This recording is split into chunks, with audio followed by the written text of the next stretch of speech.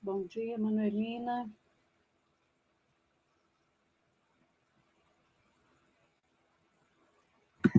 Está sem microfone. Bom dia, Ney. Bom dia a todos e todas que estão assistindo. Acho que a gente espera 2 minutinhos e começamos.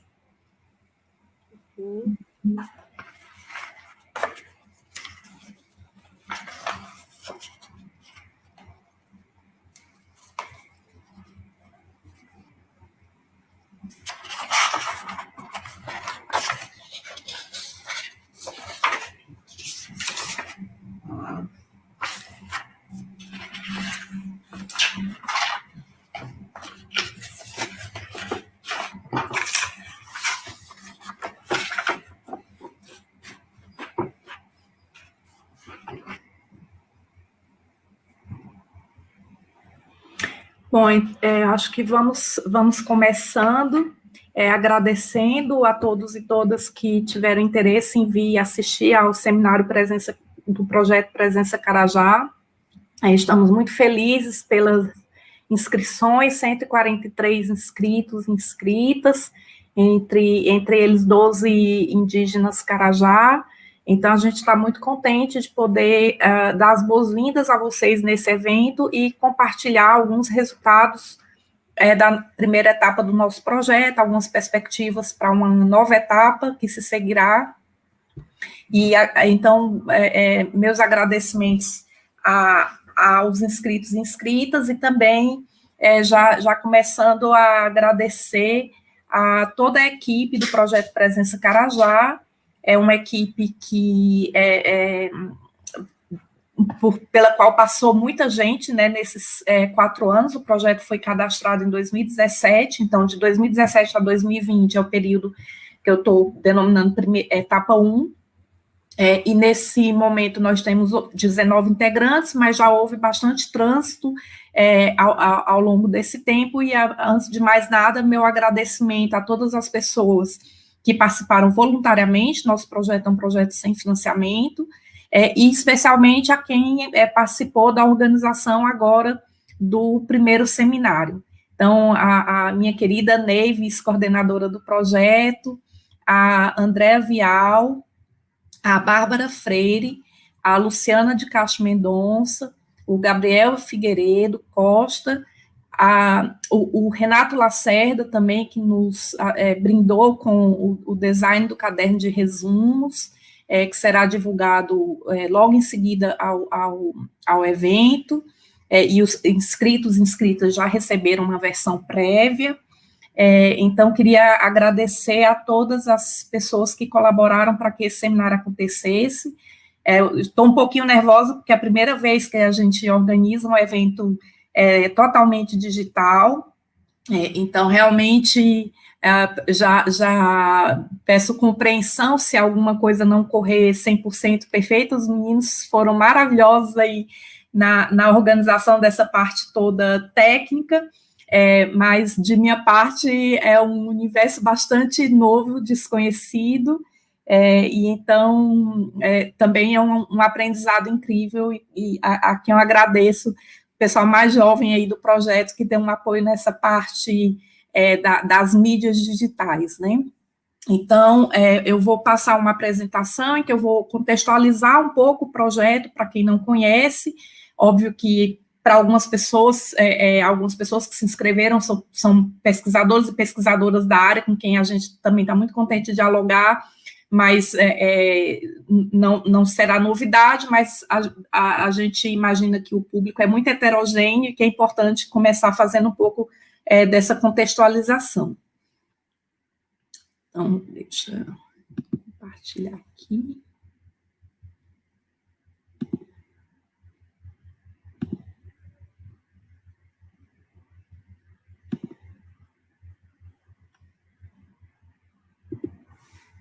Bom, então, o nosso projeto, ele ele surge como um projeto de mapeamento, identificação e análise de coleções de bonecas Carajá, presentes em acervos de museus brasileiros e estrangeiros. A gente está se referindo às Richoku, que são bonecas, especialmente bonecas cerâmicas, mas também, eventualmente, de cera ou mistas, né, de barro cru ou cozido e cera, que são essas denominadas Richoku na fala feminina e Richoku na fala masculina entre os grupos indígenas Inã Carajá. A gente... existem outros tipos de bonecas também, madeira e também bonecas que representam somente seres zoomorfos, que tem pertencem a outras categorias, mas nós fizemos esse recorte para o projeto, porque o projeto se baseia muito no trabalho que fundamentou o registro da Richoku como patrimônio brasileiro, patrimônio cultural e material do Brasil em 2012.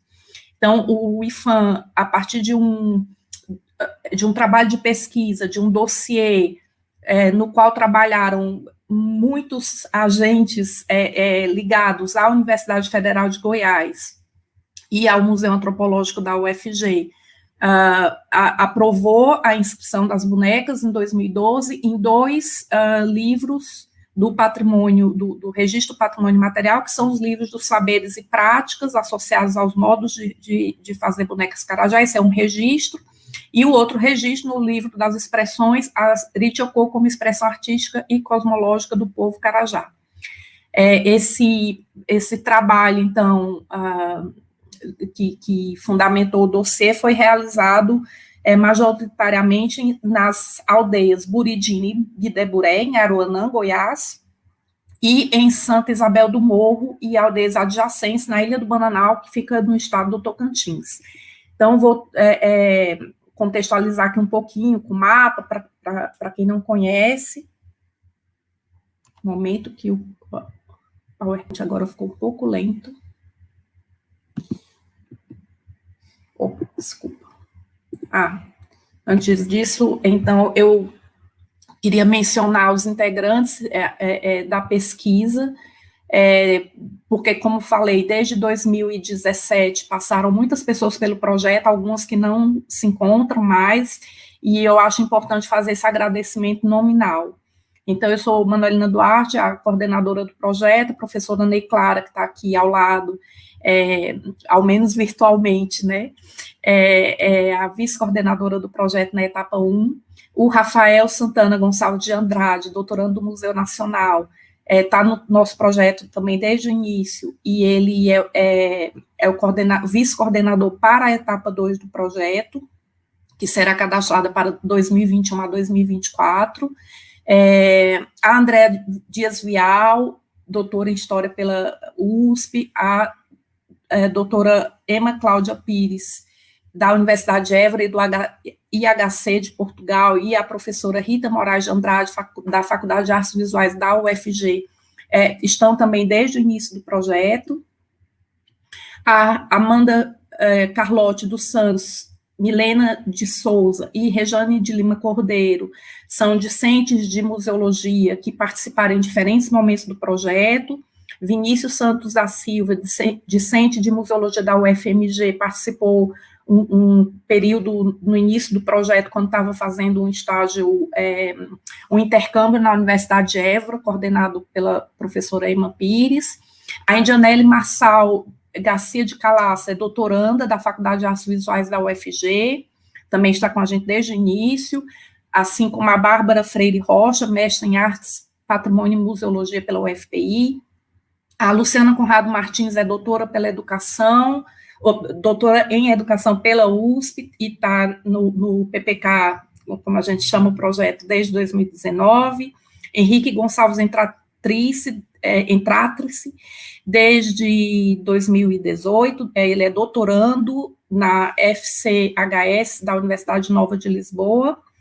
Thaís Maia de Souza, ela concluiu o bacharelado em museologia com o TCC defendido dentro do projeto Presença Carajá. A Adbecia Carajá é ceramista e aluna da licenciatura intercultural indígena da UFG, está com a gente desde o começo do projeto. A Sawakaro Kauinan é uma jovem liderança indígena da aldeia de Buridina, Aruanã, e ela ficou até o final de 2020 no nosso projeto. Bárbara Larissa de Alencar Nogueira passou pelo projeto em 2018, assim como a Vitória Zanqueta em 2017, e o Labé Carajá, que é licenciado pelo curso de licenciatura intercultural indígena da UFG, está conosco no projeto desde o ano passado. Simvaldo Arrucá, também licenciado pelo curso de formação em educação intercultural indígena da UFG, e nosso professor de Inarimbé, que também está no projeto desde o ano passado. Gabriel de Figueiredo da Costa, mestrando em planejamento energético da UFRJ, que também iniciou ano passado, juntamente com a Luciana de Castro Mendonça, graduada em Relações Públicas pela UFG e especialista em marketing digital. Desirê Ramos Tosi, doutoranda no Programa de Estudos Étnicos e Africanos da UFBA desde o ano passado, e o professor Eduardo Viana, da City University of New York, que também, desde o final do ano passado, faz parte do projeto. Então, era importante fazer esse registro, especialmente para pessoas que não estão no projeto nesse momento, mas que também contribuíram largamente com as nossas pesquisas. Então, deixa eu tirar essa faixinha aqui para vocês verem melhor. O povo Inã Carajá, Inã é a autodenominação, né, uma população que os dados demográficos variam um pouco, entre 3 mil a 4 mil, nós fizemos uma conta no ano passado, chegamos a esse número aproximado de 4.300 pessoas distribuídas em 18 aldeias. Essa dinâmica de aldeias também é muito grande, especialmente com a Covid, houve a formação de novas aldeias, mas é um número aproximado, e a língua nativa, como eu já falei, é o Inarubé. E nessa língua há uma pronúncia diferente de acordo com o gênero da pessoa que fala, né? Então, como eu dei o exemplo, que a Richoco é falada Richoô na fala masculina, né? A gente usa a fala e a escrita como no feminino. Então, algumas imagens aí para contextualizar um pouco. Desculpem que está um pouco lento aqui para passar.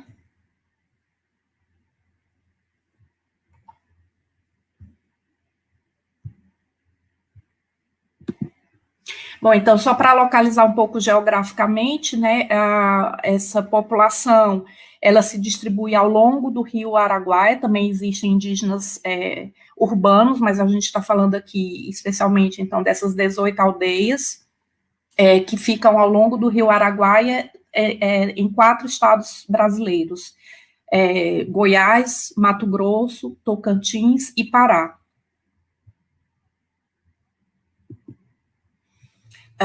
Já expliquei um pouco isso, né, que existem outras bonecas produzidas pelo povo Carajá, a gente está se referindo especificamente à categoria Richoco, que são as bonecas antropomorfas de cera ou barro cru ou cozido, feito pelas mulheres. Aqui são alguns prints de um vídeo que foi produzido pela equipe que realizou o dossiê, a pedido do IFAM, que eu também recomendo, para quem quiser conhecer um pouco mais, um vídeo que mostra todo esse processo de trabalho, de produção das Richoco pelas ceramistas. A função original das bonecas era de brinquedo, tem aí uma citação da Aquanadki, que fala que se não houvesse criança, não haveria Richoco. Aqui são algumas imagens do nosso trabalho de campo, na aldeia Buridina, que é uma das aldeias no município de Aruanã, Goiás. E queria apresentar, então, alguns resultados da nossa pesquisa, como essa ampliação da equipe, incluindo alguns indígenas Inã Carajá que se interessaram em estar conosco, e a circulação de bibliografia entre essa equipe, com algumas reuniões de estudo, um TCC defendido, em andamento temos 2 teses de doutorado, e também já ocorreram orientações de estágios e intercâmbios.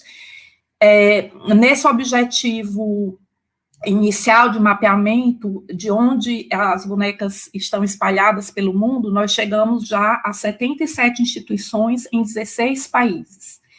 É até difícil as publicações dos artigos, por exemplo, estarem com esses dados atualizados, porque é uma dinâmica muito grande, especialmente na primeira etapa. A gente percebeu que se ampliou demais e imagino que agora, na segunda etapa, isso vai ser mais lento e a gente vai poder se dedicar a outros objetivos que estão expressos no título do projeto, Cultura Material, Projeto Presença Carajá, Cultura Material, Tramas e Trânsitos Coloniais, e a gente, para pensar os trânsitos e as formações de coleções, a gente viu que precisava um pouco mais de tempo, porque nessa primeira etapa teve muita dinâmica nessa questão do mapeamento, que foi muito maior do que a gente supunha. Então, chegamos a 77 instituições em 16 países, e realmente sempre as publicações estão um pouquinho atrás da realidade. Até a gente já tem dados, salvo engano, de mais uma ou duas instituições que ainda não estão nos mapas, né? Então, a gente está chegando em 80 instituições. Esses mapas são constantemente atualizados. Eu agradeço muito à Bárbara Freire, que tem feito esse trabalho. Aí aqui tem as instituições brasileiras, pelo menos até o momento em que foi feita a última atualização, e a gente tem conseguido, por nossas redes sociais, nosso e-mail do projeto, que eu vou pedir para o pessoal colocar aí no chat do YouTube, se vocês souberem de alguma instituição que não está ainda nas nossas listas, nos informe, que a gente vai checar esse procedimento que a gente faz, a gente checa diretamente com a instituição e depois a gente inclui na lista. E a gente não fez um mapa à parte.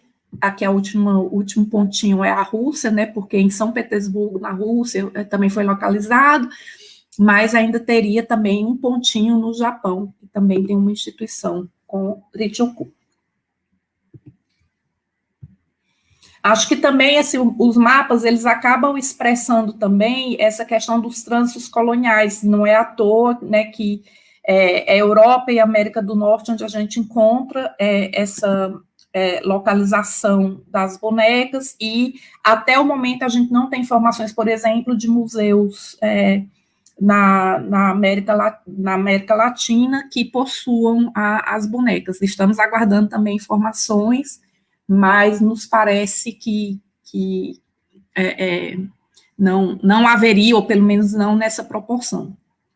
Nós temos também primado por fazer, além da divulgação por meio de publicações acadêmicas, uma divulgação em meio não acadêmico, que eu acho que é fundamental para esse tipo de projeto, né, dar o retorno para a sociedade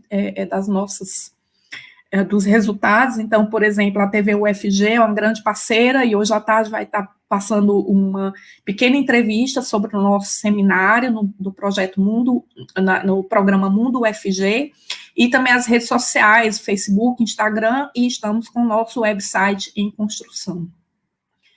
Alguns outros resultados dessa primeira etapa: a elaboração de um instrumento comum de pesquisa, com seu manual de preenchimento, porque nós chegamos, então, no momento de cruzar dados da documentação museológica dos diferentes acervos e vimos a necessidade de ter essa planilha comum, né, com metadados comuns, onde a gente reunisse os dados das diferentes instituições. As visitas presenciais, em se tratando de um projeto que não possui financiamento, conta muito com os próprios deslocamentos feitos por outras razões, por outras pesquisas que a equipe realiza, ou pelo fato da gente ter pesquisadores satélites, digamos assim, em várias cidades, né? A gente tem pesquisadores e pesquisadoras sediadas em São Paulo, em Lisboa, eu estou aqui em Liege, na Bélgica, enfim, a gente está um pouco espalhado, isso também favorece essa dinâmica de acesso às diferentes coleções, e cada vez mais as coleções também estando online, isso também facilita um pouco. Aqui são alguns momentos de trabalho da etapa 1, aqui no Museu Antropológico da UFG, Rafael no Museu Nacional, algumas integrantes da equipe, junto com a funcionária do Museu Zoroastro, do Museu Goiano, professor Zoroastro Arteaga, em Goiânia, aqui no Centro Cultural Gesco Puttkamer, também em Goiânia, que é um centro cultural da PUC, Goiás, aqui no Museu Nacional de Etnologia de Lisboa, e no Museu Etnológico de Berlim. Então, nós já conseguimos devolver para pelo menos 7 museus algumas informações complementares ou correções a serem feitas na sua documentação museológica, notadamente no Centro Cultural Gesco Puttkamer, onde houve esse TCC, né, da museologia, que foi defendido sobre essa coleção, também uma produção e pós-produção de fotografias de diversos integrantes da equipe fizeram, seja fotos profissionais, que a gente priorizou o Museu Antropológico da UFG, e 1.000 fotos foram entregues em 2018 ao museu, mas ainda assim é um registro parcial da coleção de 230 itens, né, e a coleção de Hitchcock chega a quase 800, e também fotos semiprofissionais ou amadoras que foram feitas em outros museus. Por exemplo, eu mesma fiz uma série de fotografias numa missão de estudos nos museus Grasse Museu e Museu Etnológico de Berlim, Grasse Museu em Leipzig e Museu Etnológico de Berlim, mas fotografias amadoras, né? Aí a gente tem alguns registros desse trabalho de fotografia em cima no Museu Antropológico, fotografia profissional, e abaixo a fotografia semiprofissional, que foi realizada no acervo do Centro Cultural Gesco Puttkamer,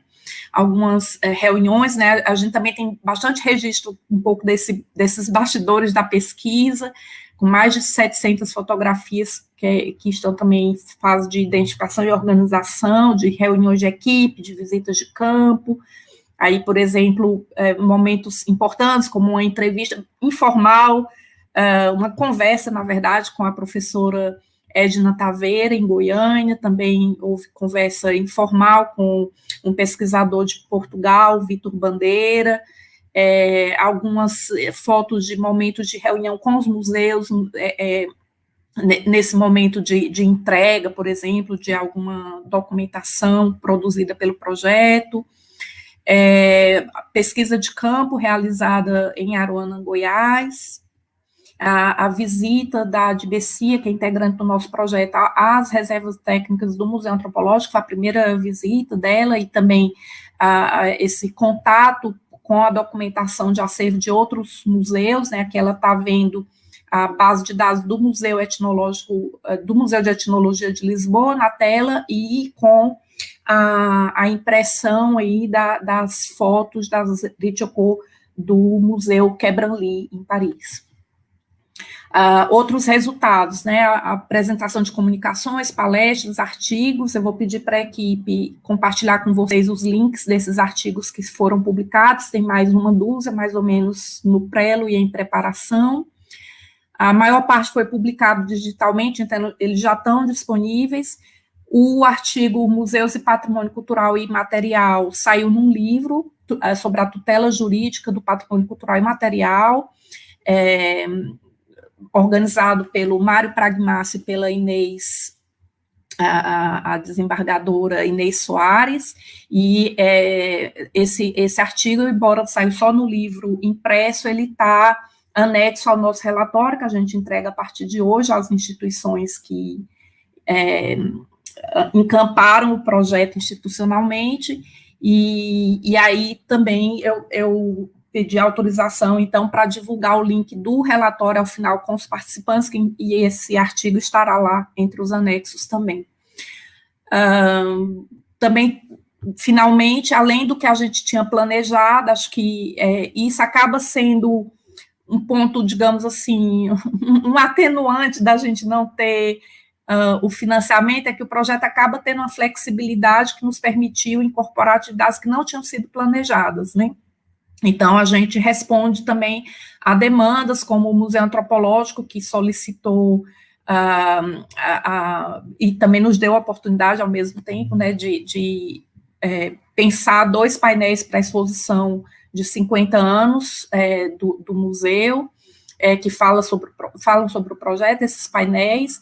As aulas de Narimbé, que a equipe se interessou e a coordenação também autofinanciou para a equipe, então tivemos essas aulas, como já foi falado, com o Simvaldo Arrucá, e a ação de saúde indígena em Nancarajá, que nós desenvolvemos a partir de maio, quando recrudesceu a pandemia, ainda não havia casos entre os em Nancarajá, quando a gente tomou a iniciativa de criar a ação, então nós criamos uma ação de financiamento coletivo, e infelizmente, antes mesmo do recurso estar disponível, quando a gente ainda estava na coleta, começou a haver casos, e vocês sabem que, infelizmente, houve perdas, né, lamentavelmente, temos notícia de pelo menos 7 Nancarajá que faleceram devido à Covid, e nesse período a gente estava com essa campanha ainda coletando fundos, e a gente conseguiu mandar alguns equipamentos. Inicialmente era para máscaras em tecido,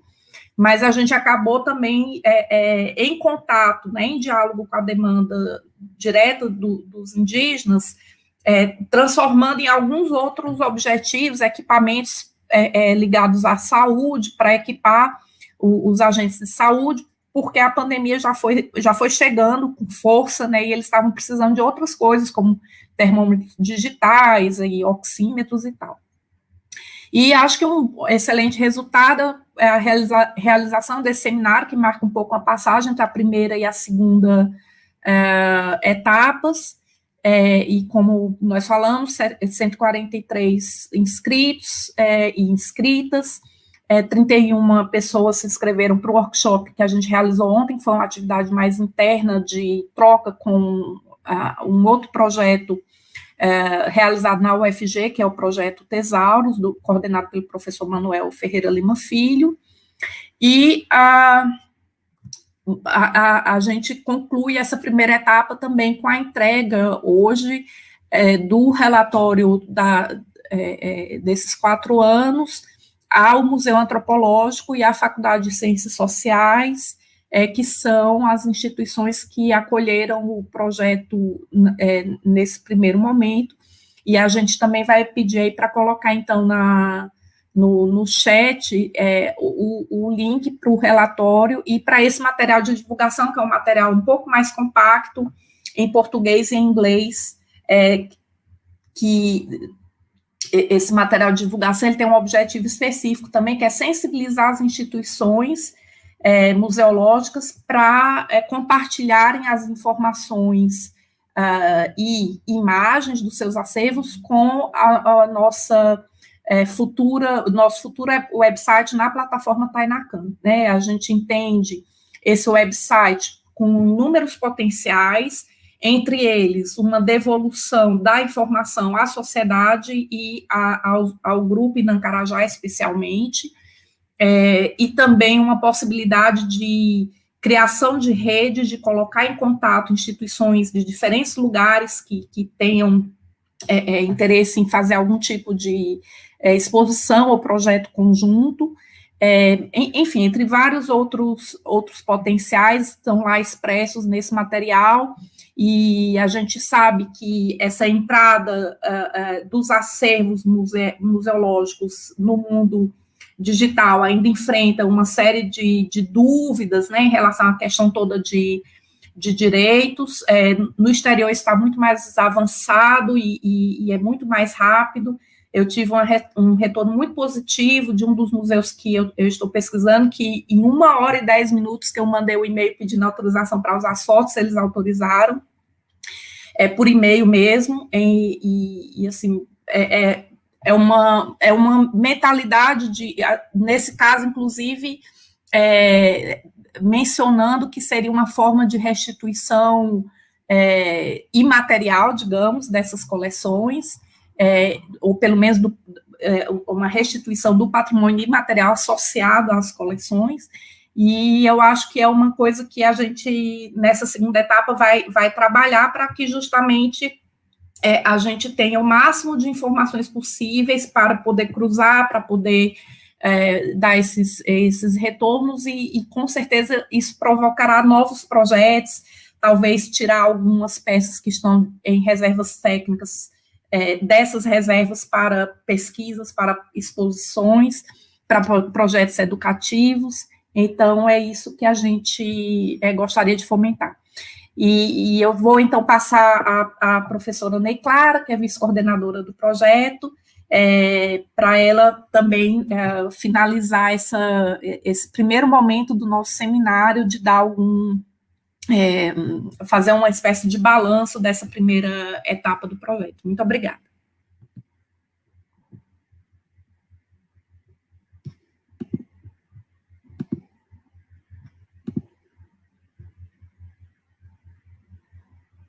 Ainda está sem microfone, Ney. Bom dia a todos e todas que nos ouvem nesse nosso encontro, o dia 2 de fevereiro, dia de Iemanjá, que ela nos salve esse país. Na verdade, a Manuelina já foi bastante completa, né, na exposição dos resultados do nosso projeto, e eu queria fazer alguns comentários, né, mais ligados à ideia do nosso projeto, como forma de dar as boas-vindas para a nossa equipe reunida e para os ouvintes de outros lugares que também se interessaram pelo nosso projeto. Então, dividindo esse momento especial, né, de apresentar esse olhar, ainda que panorâmico, sobre as realizações do projeto Presença Carajá, Tramas, Cultura Material, Trânsitos e Tramas Coloniais, né, com a professora Manuelina, eu sinto uma grande alegria por compartilhar nossos compromissos de pesquisa com outros estudiosos também interessados em discutir as temáticas propostas pelo projeto, algumas delas sendo apresentadas agora nesse primeiro seminário, né, nesses próximos momentos de hoje e de amanhã, né, em palestras, comunicações, em que a gente já apresentaria, então, alguns desses resultados em forma de reflexões, né? Mas essa alegria, né, ela dobra de tamanho quando nós temos nesse encontro professores e pesquisadores, né, e especialistas em alguns temas, né, que são Inã Carajá, que participam conosco, né, as suas reflexões e experiências como intelectuais orgânicos da sua cultura, né? Então, com esse contentamento que eu quero dar as boas-vindas a todos os participantes desse primeiro seminário do projeto Presença Carajá, que a gente chama internamente de PPK, né? Os ouvintes, os integrantes da pesquisa que se dispuseram a apresentar suas reflexões, possibilitando esse encontro de 2 dias que certamente serão produtivos e prazerosos, como só ia acontecer quando trocamos ideias e experiências com a boca e com os ouvidos. E com isso avançamos no aprendizado sobre fabricar conhecimento no trânsito necessariamente de mão dupla da interculturalidade. Nesses 4 anos de duração da primeira etapa do projeto, entre outras coisas, né, como já foi dito pela Manuelina, realizamos essa espécie de inventário museológico da presença das bonecas Carajá em 77 museus de 16 países. Isso quer dizer que objetos significativos da cultura Carajá, né, da vida, né, do povo Carajá, estão guardados e ou expostos em vários lugares do mundo, nas instituições museológicas que, nos tempos modernos, vieram a se tornar pontos de contato entre diferentes povos, desde aqueles que já desapareceram como sociedade, até os que vivem na contemporaneidade, por meio daquilo que cada grupo produz de expressões de si. objetos materiais, produtos simbólicos que singularizam cada povo que se pensa como tal. Constatar a presença carajá nos acervos musealizados de bonecas Irichocô em várias localidades do mundo, por um lado, é reconhecer a grandeza e a expressividade da cultura inã-carajá, configurada técnica e simbolicamente nos inúmeros formatos que assumem as estatuetas, que na língua inã-ribé, a língua nativa do grupo, são nomeadas de Irichocô ou Irichoô, conforme o gênero, né, do falante, como a Manuelina já explicou. Na maioria dos estudos realizados sobre as bonecas, elas têm sido compreendidas como locus poderoso de produção simbólica, isto é, cultural, dos carajá, por condensarem como fato social total no oceano a fabricação e o agenciamento de elementos identitários do grupo, o entrelaçamento de narrativas míticas e rituais festivos, vida cotidiana e cosmologia, entre outros aspectos. Então, é com esse poder aglutinador de importantes marcadores socioculturais que elas têm sido produzidas e reproduzidas ao longo do tempo, incorporando na sua confecção dinamismos da própria vida carajá, bem como as demandas originadas dos contatos com a sociedade não indígena. Por outro lado, a presença das bonecas carajá nos inúmeros museus brasileiros e estrangeiros nos faz buscar compreender as razões, ideias, negociações e ações que estiveram e estão, é óbvio, na base da formação dessas coleções. Investigar os percursos dessas ideias e ações, bem como as expedições em territórios carajá que realizaram a coleta das peças e a musealização desses acervos, que começam a ser feito pelos integrantes do projeto Presença Carajá, certamente contribuirão para entender as políticas de contato com os povos originários, sejam elas as derivadas das políticas coloniais metropolitanas ou das políticas nacionais de interiorização dos processos desenvolvimentistas, muitos deles subsidiados por projetos que previam a coleta e a salvaguarda museológica de objetos da chamada cultura material. Quantas tramas, concepções e arranjos coloniais e políticas de integração nacional já foram e poderão ser desvendadas nos estudos de coleções das bonecas Irichocô. Se no âmbito do projeto Presença Carajá temos buscado pesquisar formação de coleções, acervos, processos de patrimonialização, políticas e práticas coloniais nas confluências interdisciplinares da antropologia e da museologia, a inserção de professores e pesquisadores inã-carajá na equipe do projeto tem trazido uma novidade que não se cansa de nos inspirar e nos desafiar: aprender a pensar na transitividade das relações interculturais. É aos INAM e as relações que estamos construindo com eles neste e em outros projetos que devemos a nossa experiência atual como pensadores e agentes intelectuais da vida em sociedade. E, para terminar, eu trago Tim Ingold, numa passagem do livro Estar Vivo, em que ele se refere, na relação que ele faz do conhecimento com a vida, né, mas aqui especialmente ele está se referindo à condição de perambulação da existência humana. E eu quero ressaltar aqui uma analogia com o que considero ser os processos de conhecimento, esses que nós estamos também construindo agora, sobre e com os inã-carajá. Abre aspas. A experiência humana desdobra-se não em lugares, mas ao longo de caminhos.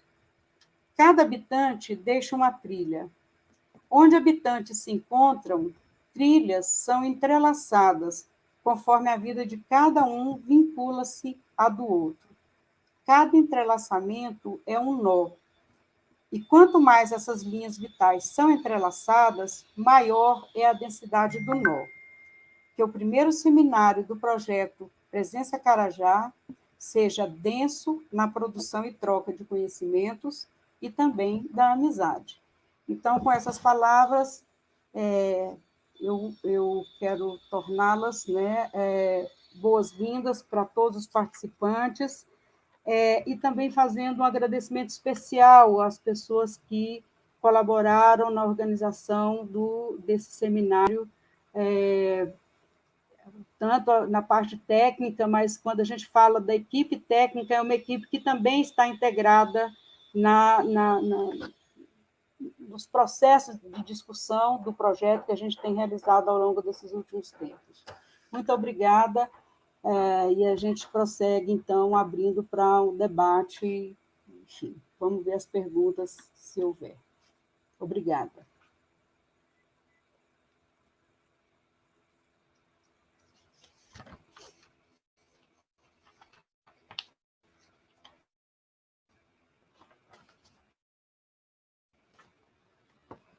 Não estou te ouvindo, Manuelina.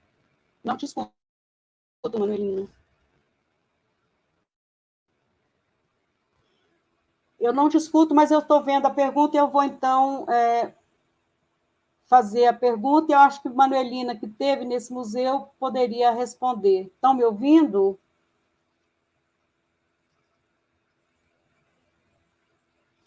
Então, o Fred Barbosa, ele pergunta se existe alguma possibilidade das informações quanto às peças Carajá no Museu de Leipzig estarem equivocadas, e se alguma dessas peças foram devolvidas ao Brasil via Museu Nacional.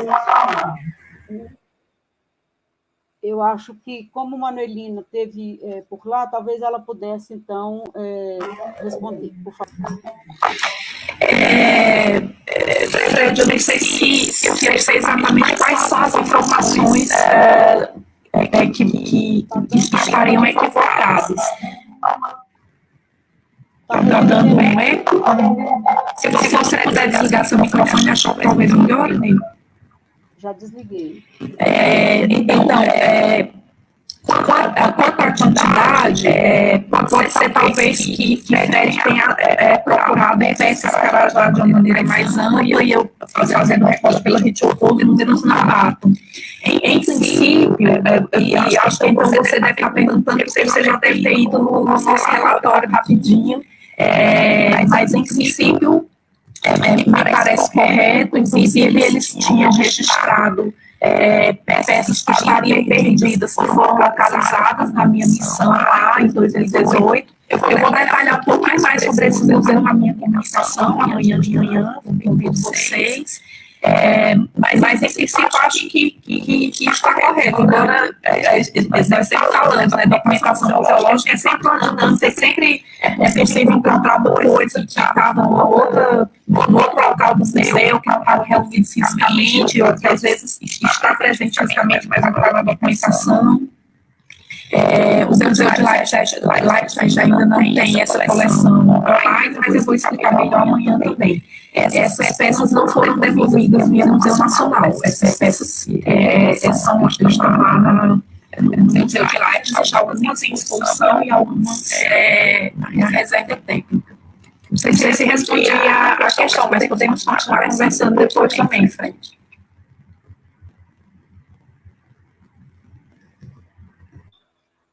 Obrigada, Fred. Obrigada, Manuelina. Manuelina, eu te ouvi com muito ruído. Eu vou pedir ao pessoal que, de repente, localizar alguma coisa. Tem um comentário da Eni Carajá, né?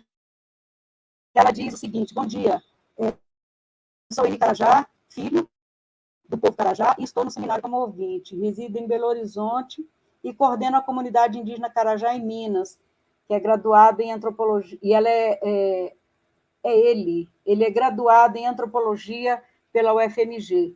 Ele, como eu, temos nomes que são confusos do ponto de vista de gênero, né? Muito obrigada, Eni, pelo seu comentário e, enfim, aguardamos sua participação ao longo de todo o seminário.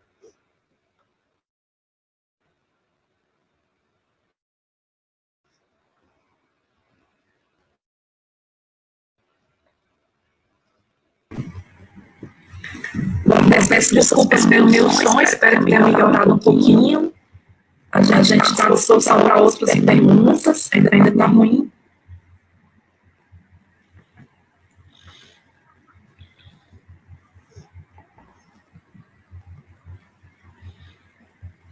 Ainda está ruim, eu tirei o celular, mas acho que... Eu vou sair e voltar, se você puder se segurar aí, se tiver alguma pergunta, e depois eu posso repetir a primeira resposta.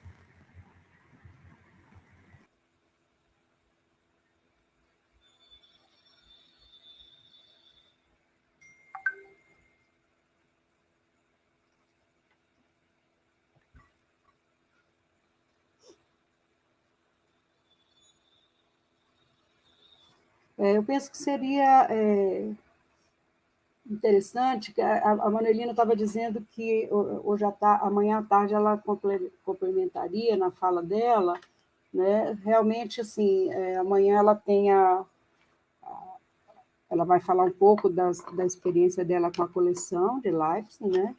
Mas hoje, logo depois da conferência do professor Manuel, nós iremos, então, descrever um pouco, de uma forma mais detalhada, o trabalho que a equipe realizou em vários museus, especialmente de Goiânia, no momento em que a equipe, o grupo maior, estava concentrado na cidade de Goiânia, né, os trabalhos que nós fizemos de conhecer os acervos, né, de alguns dos principais museus, com acervos significativos de boneca Carajá, e a contribuição que nós fizemos, né, naquelas instituições, fotografando e trabalhando um pouco melhor os processos de documentação museológica.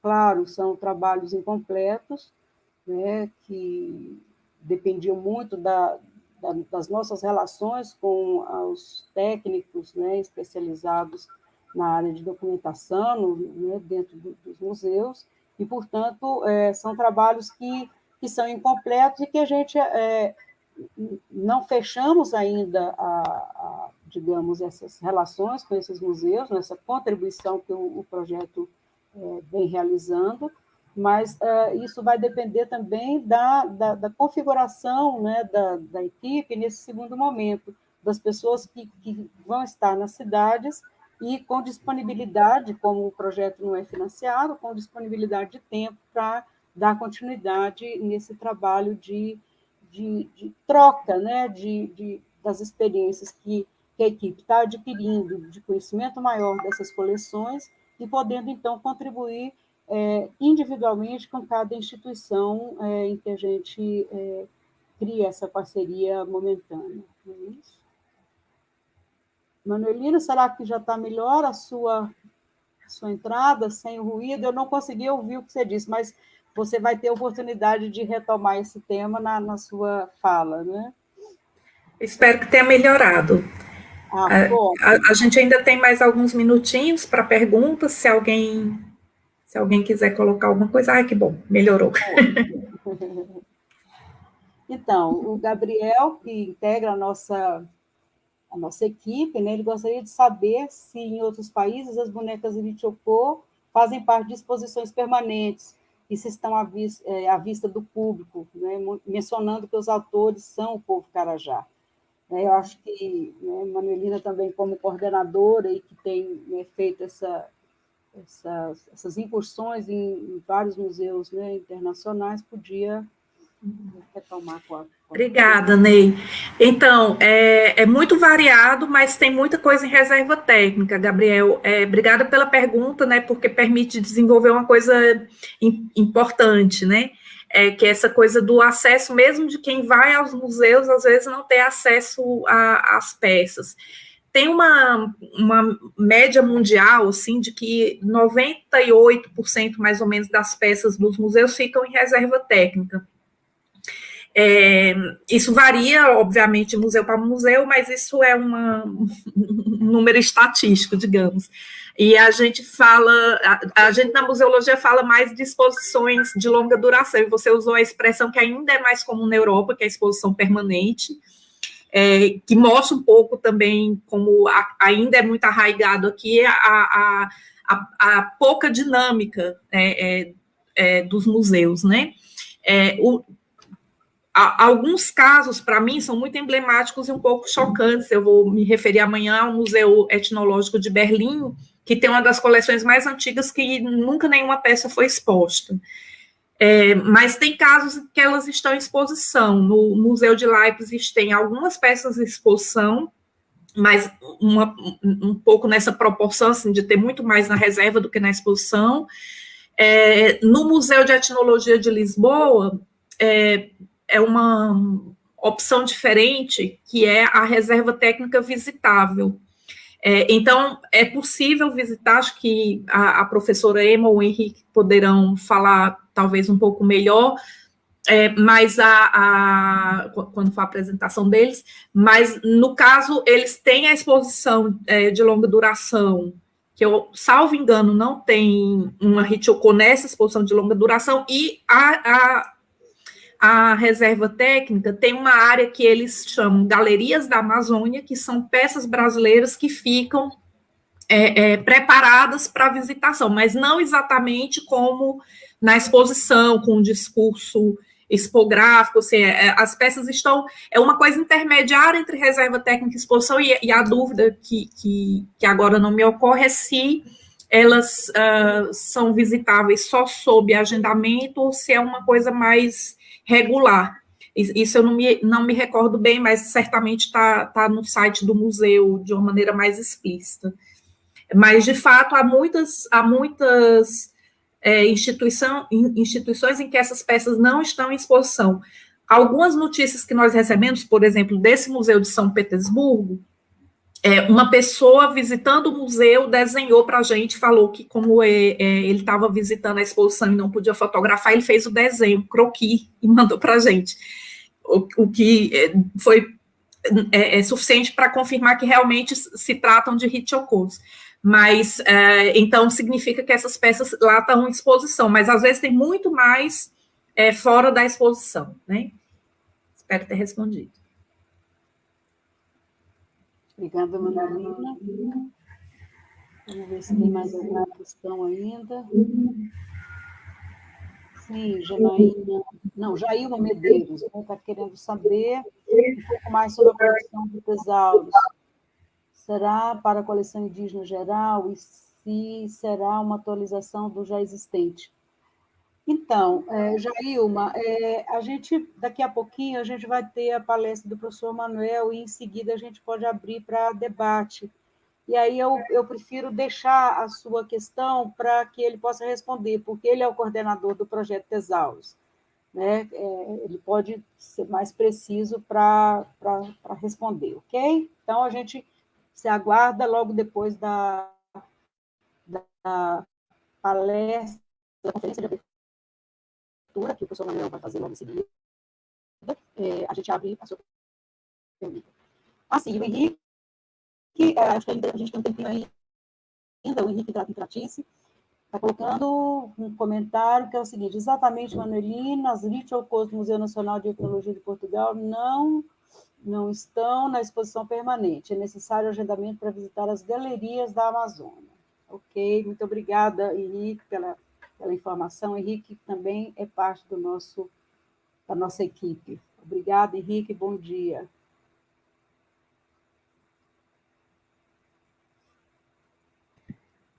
Então, me parece que a gente não tem mais perguntas e comentários agora, a gente vai poder dar uns minutinhos de intervalo até o início da conferência de abertura, que é do professor Manuel Ferreira Lima Filho. Então, a gente se encontra às 10 em ponto. Eu estou olhando o horário aqui, que é diferente, espero não errar, mas é às 10 horas de Brasília que começa a conferência do professor Manuel. Até mais. 5 minutinhos para um copo de água, um banheiro, rapidinho a gente está de volta.